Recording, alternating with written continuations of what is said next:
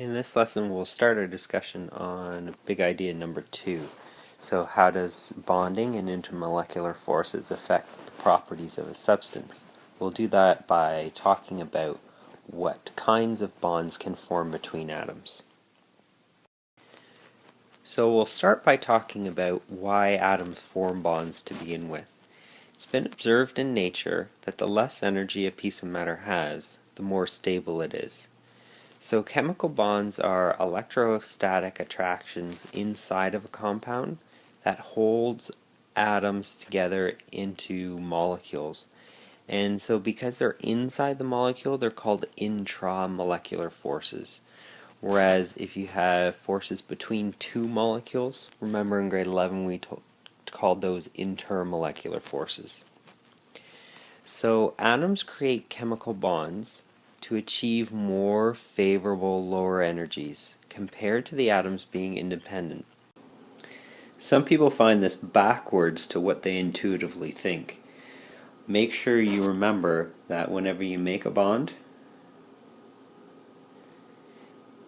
that releases energy.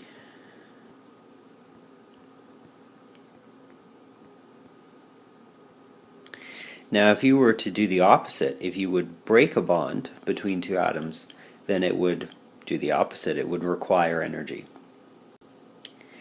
There are 3 types of bonds that can form between atoms, and they each release energy in their own unique way.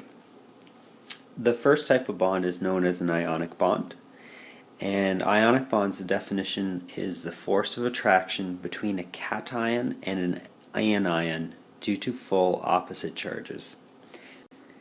Ionic bonds usually form between metals and nonmetals, and they're very, very strong bonds. We can tell how strong they are by comparing how much energy gets released.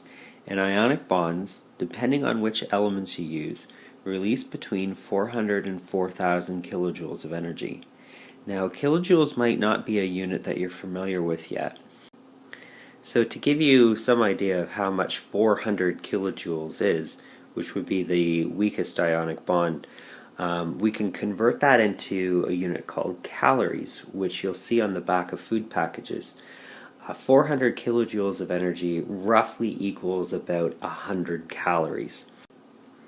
So if I had a snack that had 100 calories in it, it would take me, with my body weight, about 20 minutes to jog it off. Now, when ionic bonds form between atoms, they can form in 3 dimensions. And what this does is it allows ions to be packed into cube-like crystals. And this packing is the main contributor to stability. It's not the transfer of electrons from the metal to the non-metal. And I'll show you the energy values in each step that is required to form an ionic crystal. So step number 1, the metal loses electrons, and that actually requires energy. We talked about this in grade 11. It's a property known as ionization energy. So it's the amount of energy that's required to pull an electron off of an atom. So let's make a sodium chloride crystal.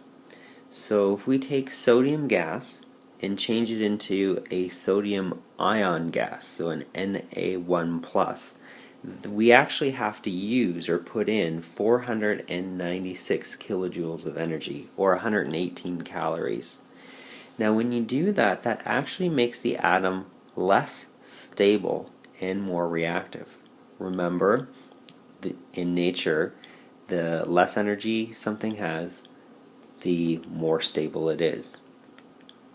Now the second step is we take that electron we took off the sodium and we put it on the non-metal, so in this case chlorine. That's going to release electron affinity energy. We talked about this in grade 11 as well. So when I take a Cl gas and change it into a Cl1- gas, that releases 349 kilojoules of energy, or 83. You notice though, by transferring the electron from the metal to the non-metal, we have to put energy in. That makes our compound less stable. So if that was just the only two steps that formed an ionic bond, ionic bonds wouldn't form very often, which we know is not true in real life. They form all the time. So it's this third step that is the real contributor to the stability of an ionic compound. When ions get packed into the crystal lattice, this releases large amounts of energy called lattice energy.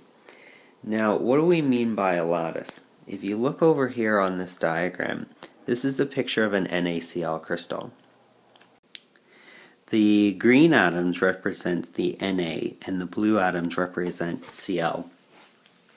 Now, they form in 3 dimensions, which means if you look at any of these atoms, there are actually 6 ionic bonds holding it into position.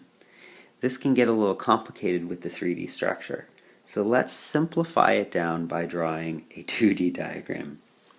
So let's start with a sodium in the middle. It can be bonded on 6 sides to chlorines. 1 on the right, 1 on the left, 1 on the top, 1 on the bottom, and then 1 coming out in front of the screen, and 1 right behind that sodium atom in behind the screen.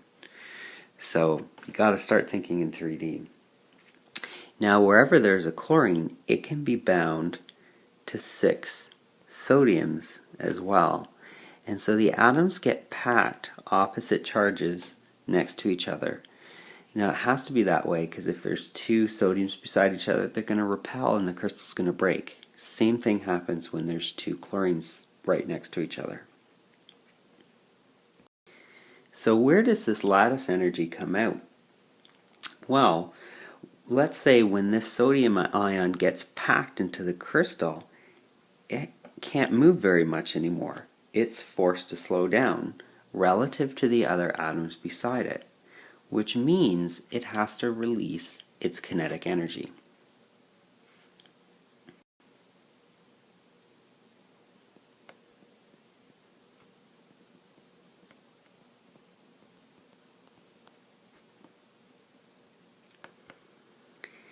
When ionic compounds form, we usually talk about the atoms getting locked into position.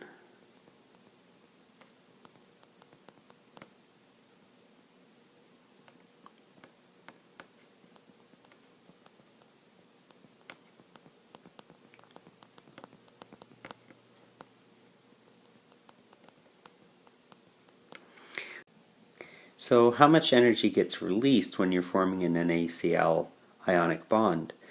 Well, you get out 765 kilojoules of energy, or 182 calories for every NaCl that you pack into the crystal.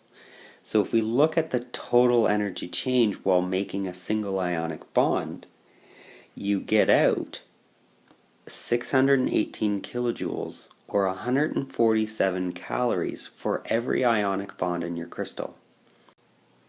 And also remember that each atom in that crystal bonds to 6 other atoms in 3 dimensions. So overall, you get an awful lot of energy out when you're making ionic bonds.